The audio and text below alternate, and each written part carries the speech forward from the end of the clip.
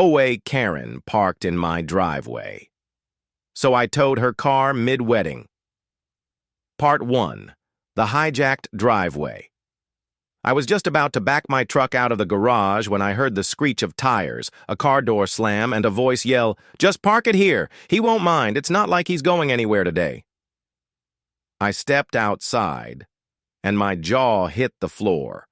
A white Lexus sedan, decked out in wedding flowers and a massive "Just Married" sign, was parked directly across my driveway, blocking me in, like it belonged there.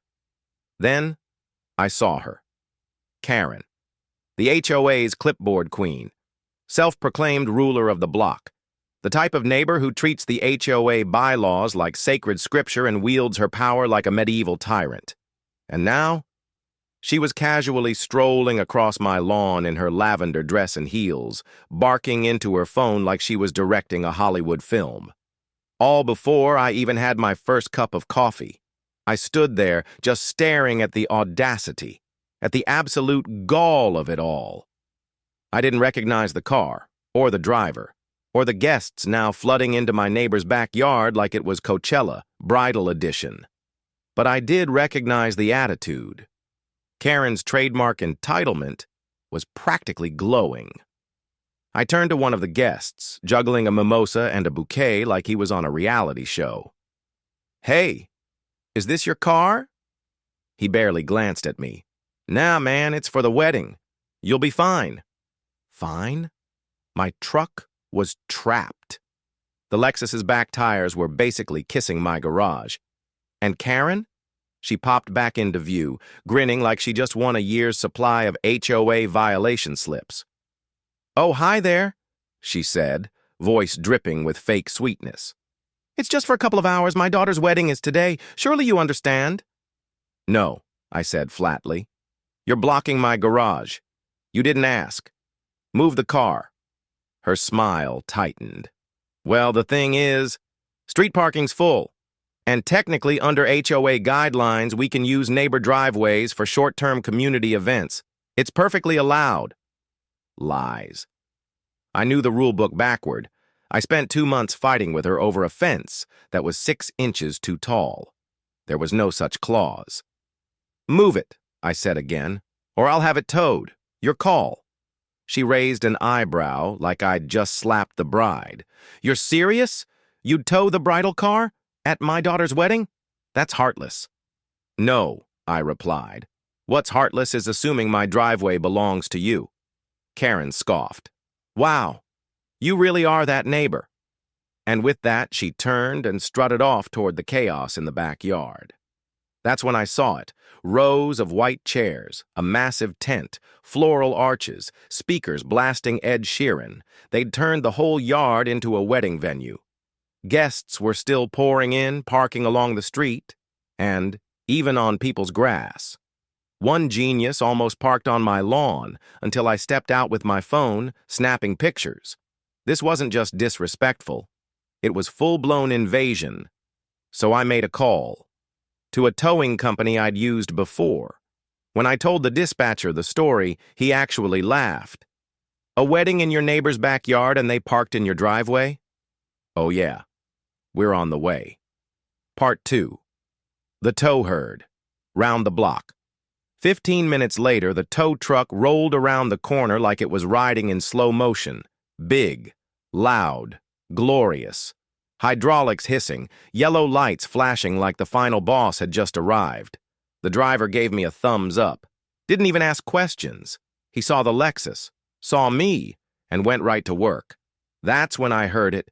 A scream, high-pitched, dramatic. "Stop! Stop that right now!" Karen came charging from the backyard like a banshee in heels, veil flapping behind her like some twisted bridal cape. She stomped across my lawn, arms flailing like an inflatable car dealership tube man. "You can't do this! This is illegal! This is harassment! I'll call the cops!"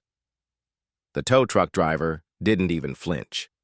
"Already cleared it with dispatch," he said. "Private property. Owner requested the tow. We're good." Karen looked at me like I had just destroyed her entire world. "You just ruined my daughter's wedding. she screamed. I looked her dead in the eye, calm, unbothered. Number you ruined it. When you decided my driveway was free real estate. And with that, clunk. The Lexus lifted off the ground, wheels dangling like justice itself. The music from the backyard stopped. Guests turned. Phones came out. Some gasped. One guy clapped. I swear, an old man by the punch bowl muttered, "Well, she had it coming." Karen was frozen, mouth open, eyes twitching. The tow truck pulled away, Lexus in tow. Karen stood in my driveway like a statue of regret, trembling, speechless. I exhaled. For the first time all morning. A smirk curled at the corner of my mouth. The chaos didn't stop there. Karen vanished back into the backyard, probably to regroup and reload her arsenal of passive aggression. Meanwhile, the guests were awkwardly milling around like extras in a soap opera. Some avoided eye contact. Others stole glances at me, unsure if I was the villain or their new hero. Then I got a text. It was from Mark, my neighbor 2 doors down. "Just saw a car get towed from your driveway. Karen again?" I sent back a photo of the now empty spot with the caption, "Front row seat to the worst wedding crash in history." He replied with a laughing emoji and a thumbs up. The wedding continued, barely. Music resumed, quieter. The officiant tried to salvage the mood, but the vibe ruined. And Karen, she wasn't done, not even close, but neither was I. Part 3. Karen calls the cops. Just when I thought the madness might die down, Karen did exactly what I expected.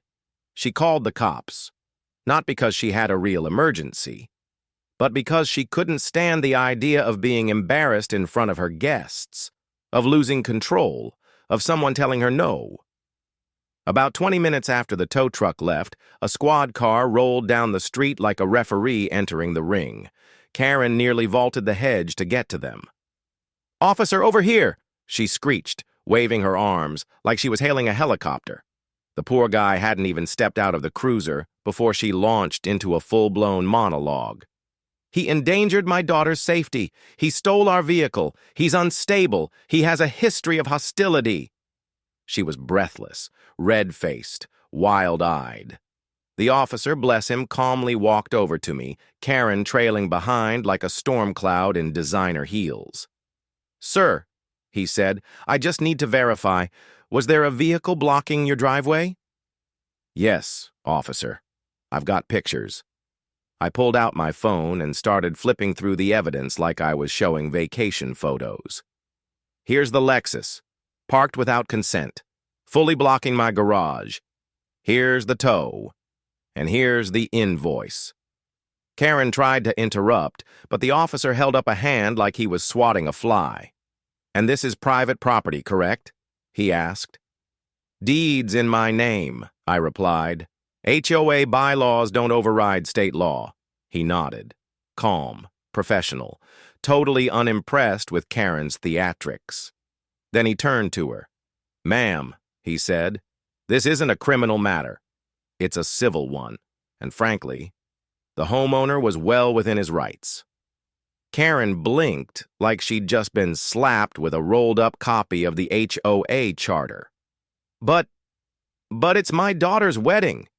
He ruined it." The officer shrugged. "The person who parked illegally ruined it. Good day." And with that, he walked back to his car. Didn't even wait for a thank you. Karen stood frozen on my driveway, speechless, fuming, her mouth opened and closed like she was trying to swallow her own outrage. I genuinely thought, for a split second, she might apologize.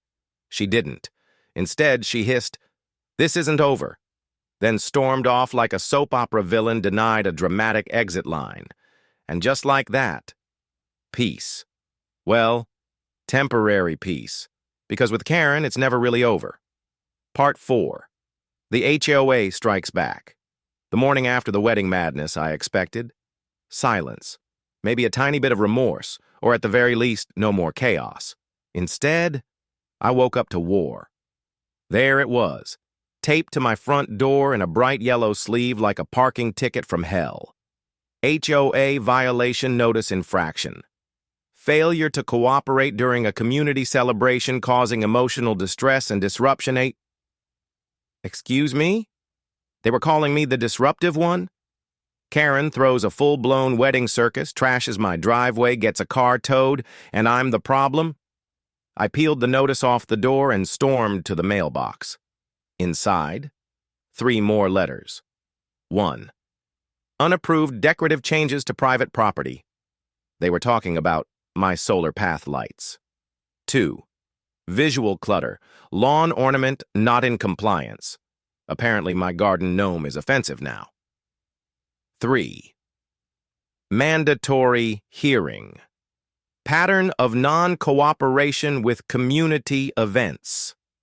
Karen really pulled out the thesaurus on that one. It was clear. She was using the HOA to retaliate, not just with one notice, but a full-blown, passive-aggressive, bureaucratic carpet bombing. The goal? Bury me in paperwork until I gave up, drown me in bylaws, break my spirit with fine print. But here's the thing about Karen. She's predictable. She thinks people won't fight back. She thinks her threats, her titles, and her tone will make people roll over. But not this time. Not me.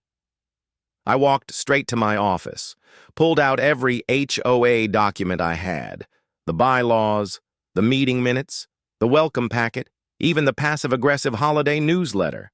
I started highlighting, tabbing pages, gathering receipts. Then I got to work building a case. Photos of the Lexus blocking my garage, police report with Karen flailing like a madwoman, screenshots of her daughter's wedding invite posted on Facebook with "Join us in the backyard" in bold font. But the pièce de résistance? Security camera footage from my own backyard. Karen, on camera, with bolt cutters in hand, laughing, directing the setup crew, telling someone, if he comes home early, he'll just have to deal with it. I hit pause, smiled, because now, I wasn't just defending myself, I was going on the offensive. Part 5. The hearing from hell. The HOA meeting felt less like a neighborhood discussion, and more like stepping into a courtroom run by mall cops with clipboards. I arrived early wearing my calmest face and carrying a manila folder so thick it could double as a doorstop. Inside, photos, reports, bylaws, time-stamped footage, everything I needed to burn Karen's fake narrative to the ground. The community center smelled like bad coffee and suppressed resentment. Karen was already there, front row, arms folded, lips pursed like she'd just bitten into a lemon dipped in superiority. Beside her were 2 board members, Mr. Thompson, who thought Wi-Fi was government surveillance, and Dana, who once wrote me up for leaving a rake visible from the street. Neutral? Not even close. Linda, the HOA president, opened the floor with that tone adults use when scolding kindergartners. Thank you both for coming. We're here to address the events during last weekend's community celebration. That was their term now. Karen's backyard wedding invasion had been rebranded like a public picnic. Karen launched into her performance immediately. Tears, fake. Sniffles, dry.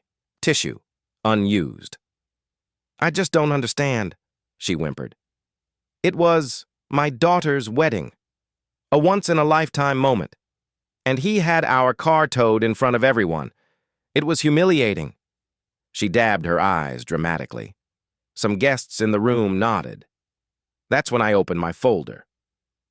With your permission, I said calmly, I'd like to present my side. Linda nodded. I began laying out the evidence. Photo 1. The white Lexus completely blocking my driveway, garage access cut off. Photo 2. Karen's guests walking across my lawn like it was a public park. Photo 3. The tow truck arriving, peacefully and professionally. Police report. confirming that the vehicle was towed legally at the property owner's request. HOA bylaws, stating in plain text that no member may block another resident's property without explicit permission. Permit records, showing Karen filed 0 event notifications, not for the wedding, not for the tent, not for the traffic mess. Silence. Thompson looked confused. Dana squinted.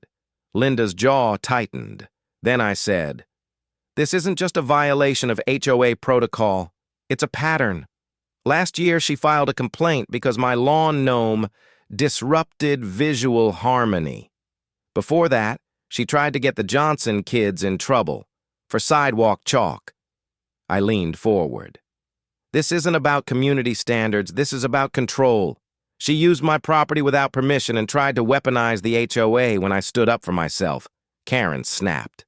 "It was just one car," she cried. "For a few hours. You didn't have to act like some vigilante with a tow truck." "No," I replied.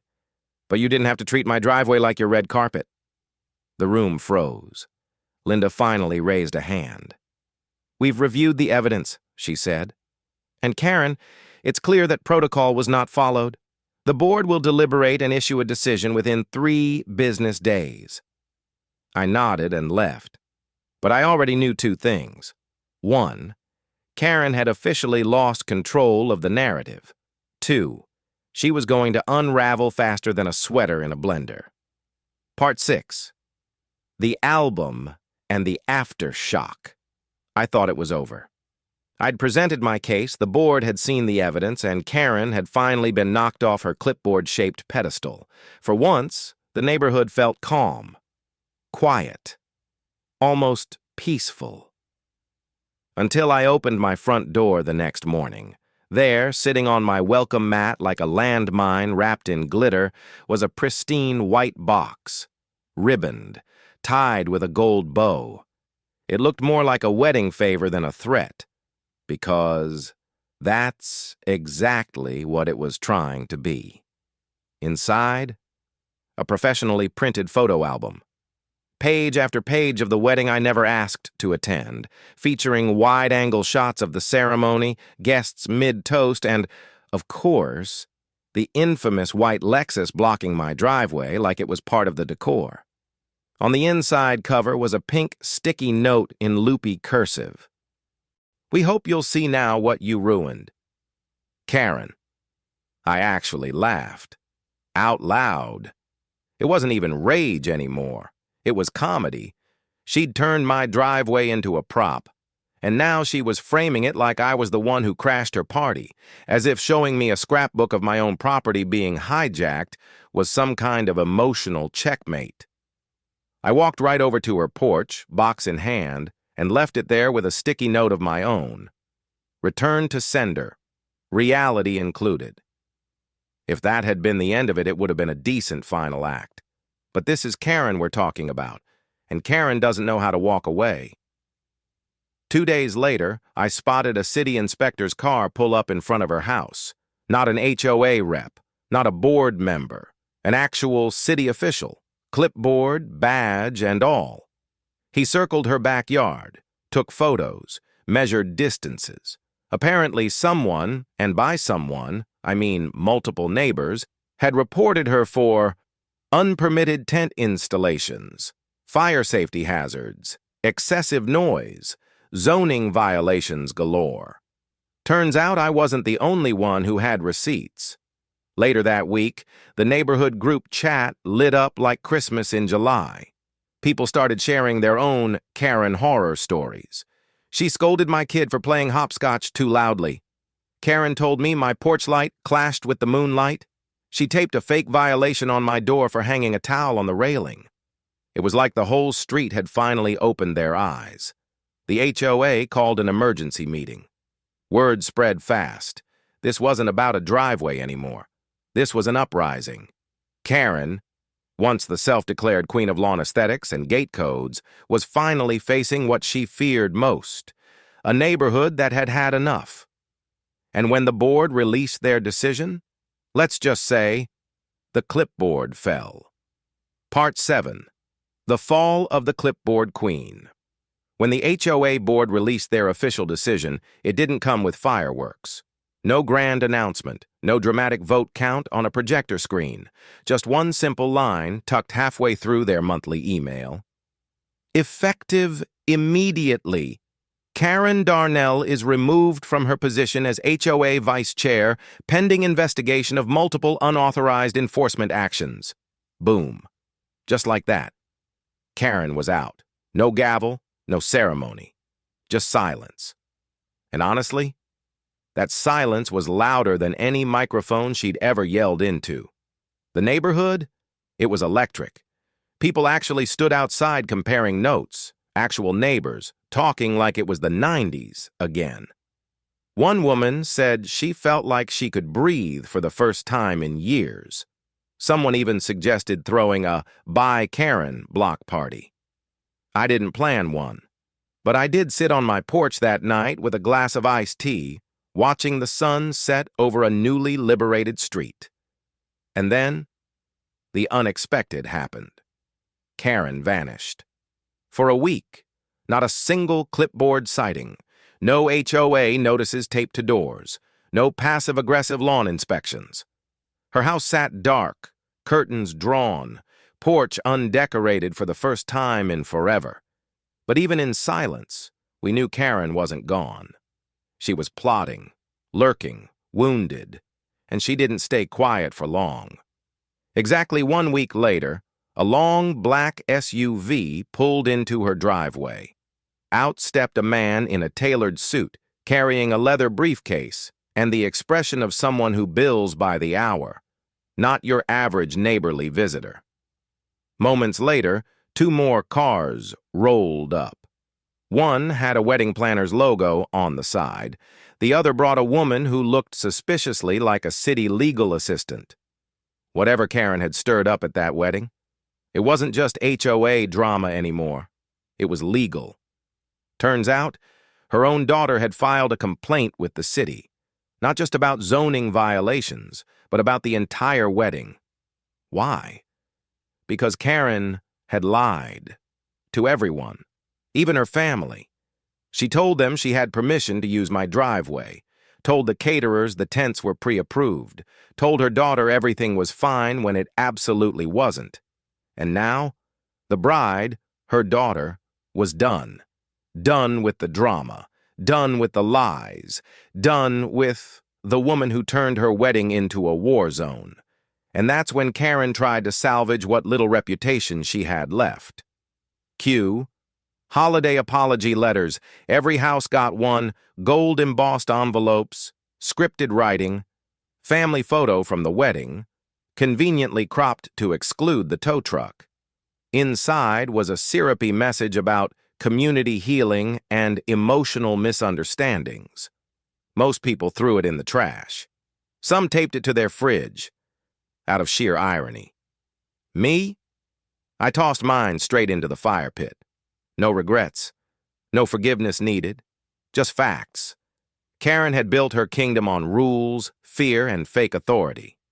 And now, that kingdom was rubble. But the best part? She wasn't just out of power. She was outnumbered. Part 8. The petty aftermath. You'd think after being dethroned, humiliated, and publicly exposed, Karen would disappear into her beige house and never be heard from again. But no, this was Karen. And if she couldn't rule with a clipboard, she was going to lash out with petty, passive-aggressive chaos. It started small. A bright yellow notice slapped on my mailbox. Violation. Mailbox not in full aesthetic compliance. 1 inch too tall. I laughed so hard I nearly dropped my coffee. Then came the anonymous complaints. Animal control. For a dog I don't even own. A letter to the HOA about my suspicious lawn patterns. A drone flying by my backyard. Coincidence? I think not. Every complaint was vague, petty, classic Karen. No name, no evidence, just noise. But this time, I didn't bite. I documented everything, installed 2 more cameras, logged every visit, filed every piece of paper. Silence became my new weapon. Because I knew something Karen didn't. The neighborhood had changed. No one feared her anymore. Mark, the neighbor who'd texted me during the tow truck fiasco, invited me to a low-key BBQ the following weekend. Nothing official. No HOA flyers. Just burgers, paper plates, and real conversations. When I showed up, nearly the entire block was there. Families, elderly neighbors, new faces I hadn't even met yet. They laughed. They shared stories. They toasted to peace. Not the forced peace Karen once patrolled with violation slips, but the real kind. The kind where kids drew chalk on sidewalks without fear of fines. And just when I thought it couldn't get better. A flyer went up on the community board. Neighborhood Improvement Forum hosted by residents, let's rebuild together. No HOA letterhead. No Karen-approved branding, just us, the people. The neighbors who were done living in fear of one person with a clipboard and a superiority complex. As the sun set that evening, I stood at the edge of my perfectly legal driveway, sipping a cold drink, watching the block come alive with laughter. And across the street, Karen's house was dark, curtains drawn, porch light off, no wreath on the door. Her kingdom, abandoned. But just as I was about to head inside, the curtain twitched. She was still watching, still lurking in the shadows of the power she'd lost. I gave a small nod. No smirk, no gloating, just a silent reminder. We were still here, and her era was over. Part 9. Bride Vibes and Family Divide. It was a quiet Saturday. Birds were chirping. The sun was shining. I was out front trimming my shrubs, enjoying the peace, when a silver compact car pulled up right outside my driveway. Out stepped a young woman, mid-20s, jeans, sneakers, and a hoodie that said, Bride Vibes. She looked around nervously, then walked up with hesitant steps. Hi, she said softly. You don't know me, but I'm Ashley, Karen's daughter. I froze for a second. The bride, the one whose wedding kicked off this entire HOA nightmare. I figured this wasn't a social visit, I said, cautiously lowering my shears. She gave a sheepish smile. Number not exactly. She paused, then added, Look, I know what happened, or at least I do now. My mom told her version, but let's just say she's not great with the truth. I nodded slowly, unsure where this was going. Ashley reached into her bag and pulled out a small white envelope. This is the towing bill. My husband and I paid it after the wedding. She didn't tell you, did she? We didn't want you to think we expected you to cover it. I took the envelope and tucked it into my back pocket, speechless. That's surprisingly decent of you, I finally said. Ashley sighed. She's furious at us. Said we sided with the enemy. But honestly, we're moving. Out of state, new job, fresh start, away from the HOA, away from her. She gave one more apologetic smile and headed back to her car. I stood in my yard watching the bride, who never wanted a battlefield for a wedding, drive away from her mother. Karen hadn't just alienated her neighbors, she'd driven her own daughter away. And just when I thought it was over, the final nail hit. The next week, the quarterly HOA newsletter arrived. Buried beneath recycling reminders and seasonal landscaping tips was a quiet one-line announcement. Karen Delaney has officially resigned from her position on the HOA board. No speech, no statement, no clipboard farewell tour, just a footnote. The Queen had abdicated, not out of grace, but out of sheer inevitable defeat. Part 10. The final gift days passed after Karen's quiet exit from the HOA board. No more violation letters, no more clipboards, no more drama. It was peaceful. Suspiciously peaceful. But in true Karen fashion, she wasn't done just yet. It started on an ordinary Thursday. I stepped out to grab the mail, bills, ads, junk, and a small white box sitting neatly on my welcome mat. No name, no return address, just a box. I brought it inside, cautiously opened it. And inside was a wedding favor, a mini photo album, professionally bound, wrapped in soft tissue tied with gold ribbon. On the first page, a full-color shot of Karen's daughter's wedding. Chairs, flowers, guests, and there, front and center, was the white Lexus, parked across my driveway, as if to say, "Remember what you ruined?" Taped inside the cover was a sticky note, written in loopy cursive. "We hope you'll see now what you destroyed, Karen." I actually laughed, out loud, then calmly closed the album, placed it back in the box, wrote "Return to sender" across the lid, and dropped it on her porch like a microwave fruit cake no one asked for. I thought that was the final chapter. But Karen wasn't done yet. 2 days later, I noticed something curious. A car with a city emblem pulled up to Karen's house. An inspector stepped out with a clipboard, glanced around, and disappeared into the backyard. Turns out, Karen had been reported. Tent violations, noise complaints, zoning infractions from her DIY wedding venue. And it wasn't me who called. Rumor had it, it was her own daughter. Apparently, once Ashley found out her mother had lied about the permits, about the driveway, about everything, she'd had enough. Word spread fast. Karen's meltdown didn't just cost her position in the HOA, it fractured her own family. But Karen wasn't ready to go quietly. She started dropping off apology cards disguised as holiday greeting dust. Gold-trimmed envelopes with airbrushed family photos from the wedding, carefully cropped to exclude the towed car. Inside, generic vague notes about healing and misunderstandings. Most neighbors tossed them in the trash. Some pinned them to the fridge for a laugh.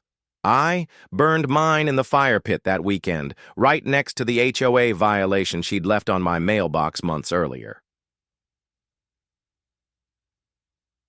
But that wasn't the end of her pettiness. Not even close. Next came the fake complaints. My mailbox was 1 inch off HOA aesthetic compliance. My non-existent dog barked too loudly. I violated garden gnome placement code. Classic Karen moves. Anonymous, absurd, and completely her. But I didn't respond. I installed new cameras. I documented every suspicious car, every phony claim. And I waited. Because sometimes, silence is the loudest threat of all.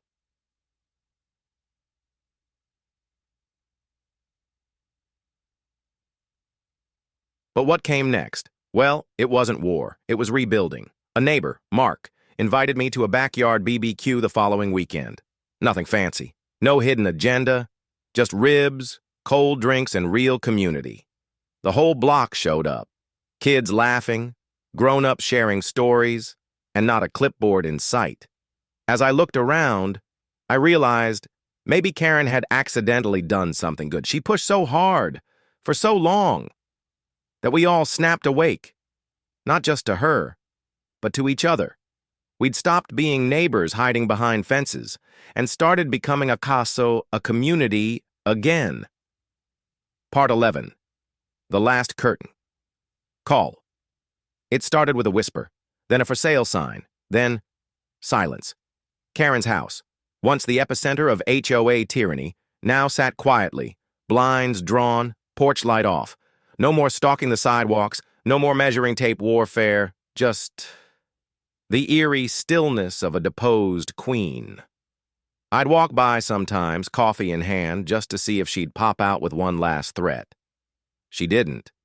But I knew she was still in there, waiting, watching, wounded. And then, one random Thursday, she was gone. No big exit, no dramatic last-minute speech, no clipboard mic drop, just a moving truck, boxes, Silence, a single U-Haul, and a crew who looked like they'd been hired through Craigslist, and regrets. I watched from my porch as her life was packed away in taped-up cardboard, the infamous lavender wreath, tossed into a bin, the HOA proud sticker on her mailbox, scraped off. It was surreal. After years of power trips and pink pool parties, Karen was leaving, defeated. Not by rage, not by scandal, but by the one force she could never control, her neighbors. The truck rolled off just before sunset. No waves, no goodbye, just tail lights, and a cul-de-sac exhaling as one. I walked over to the empty house. No one stopped me. No one cared. It was like her presence had evaporated, like she'd never even been there. But the dents she left, they turned into lessons. And strangely, legacy. A week later, I got an email from the new HOA board, now under actual community leadership. They'd reviewed Karen's past rulings, her fake citations, her power grabs, and they'd voted unanimously to overhaul the bylaws, a complete rewrite, this time by the residents. There was even a section titled the Karen Clause, a new rule to prevent anyone from holding board power without a verified deed and a community vote. It was poetic, it was policy, and it was permanent. That same day, the neighborhood bulletin board had a new flyer. Community Reboot BBQ, hosted by your neighbors. Let's build something better, together. I smiled. Karen had ruled with fear. We were rebuilding with food and folding chairs.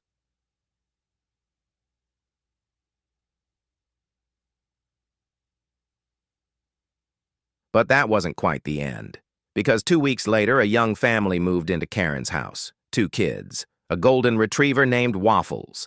The parents waved at everyone. They weren't afraid of the HOA. They weren't afraid of each other. They just lived. And when I welcomed them with fresh lemonade, the husband laughed and said, "Anything we should know about the previous owner?" I grinned. She left, and so did the dictatorship. We clinked glasses. The dog barked joyfully, and the street felt like home again. Part 12. Echoes of the clipboard queen. I thought it was over. Truly, the moving truck had come and gone. The wreath was gone. The house, once a fortress of complaints and control, now echoed with laughter and dog barks. But then, it started small. A plastic flamingo showed up on someone's lawn. Harmless, tacky, funny. The next day, a note appeared on their door. This does not meet visual uniformity standards. Anonymous. No name, no HOA header, just a vague whiff of clipboard energy. We all knew that smell. It was Karen. Not physically, but spiritually. Her pettiness had left a stain. And then, it happened again. A new resident installed wind chimes. Beautiful, soft, melodic. The next morning, the same kind of note. Noise pollution is disruptive to community tranquility. Anonymous. We gathered at the bulletin board. Neighbors old and new. Mark rolled his eyes. I swear, if she left behind a secret HOA notebook filled with pre-written citations, I'm moving to Alaska.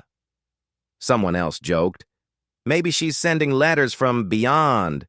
HOA purgatory. We laughed. But the unease was real. Was she still pulling strings, calling in favors, or worse, coming back? I decided to investigate. Pulled out my HOA docs, cross-referenced the handwriting from old notices, compared the envelopes. Then I found it. The return address, on one of the anonymous notes, had been accidentally stamped. It wasn't from Karen's old house. It was from across town. A P.O. box, registered to Susan Delaney, Karen's sister, the one who used to own the house, the one Karen had lived with. Apparently she hadn't just left. She'd redirected her drama. So I did what any sane, emotionally scarred neighbor would do. I wrote a letter. Dear Karen, we know. We see you. And we're still not interested. P.S. The gnomes are watching. I made 30 copies, left them in every mailbox, stapled one to the bulletin board, taped another to her old P.O. box address, and with glitter. The note stopped. Completely.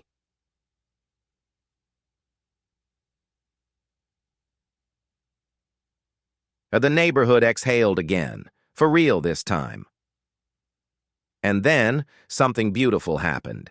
Teresa, now HOA president and an actual human being, hosted a community vote. Should we formally retire Karen's clipboard? It passed unanimously. We held a small ceremony at the next block party, a folding table, a frame, and inside, Karen's old clipboard, now encased in glass, with a plaque underneath that read, "In Memoriam, the Clipboard Queen, 2016 to 2025. May her paperwork rest in peace." We toasted. The kids didn't get it, but the adults, we laughed until we cried. That was the true ending. No more fear, no more notes, just us. A street once ruled by silence, now alive with music, kids, dogs, and wind chimes. And maybe, just maybe, a whisper on the breeze that sounded like violation. But that was just the wind. Probably. Part 13. The Gnome Rises. They say every legend needs a symbol. Batman has the bat, Superman has the S, and our neighborhood we had the gnome. Not just any garden gnome, but the one that started it all.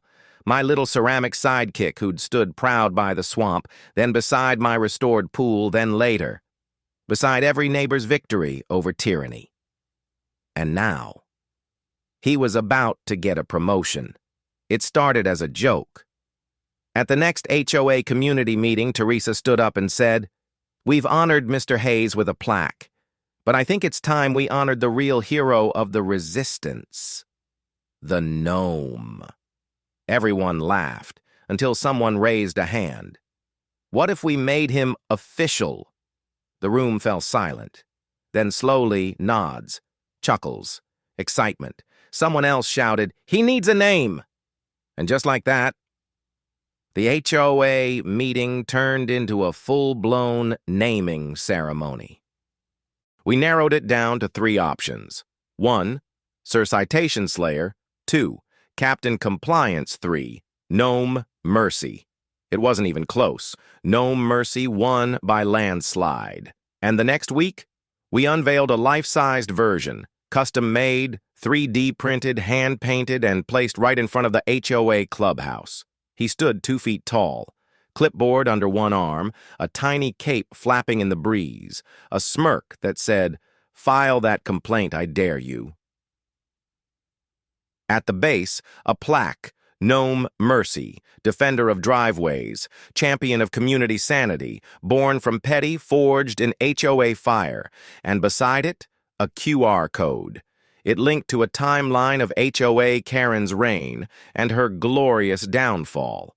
Photos, documents, even the infamous wedding tow truck video. The tourists didn't come, but neighbors did. Kids took selfies. One guy proposed in front of Gnome Mercy, ring and all. The gnome had become a legend, a symbol of petty triumph and poetic justice. Karen never returned. Rumor was she moved to another suburb, tried to start over, and was immediately flagged for over-regulating the neighborhood duck pond. Fitting.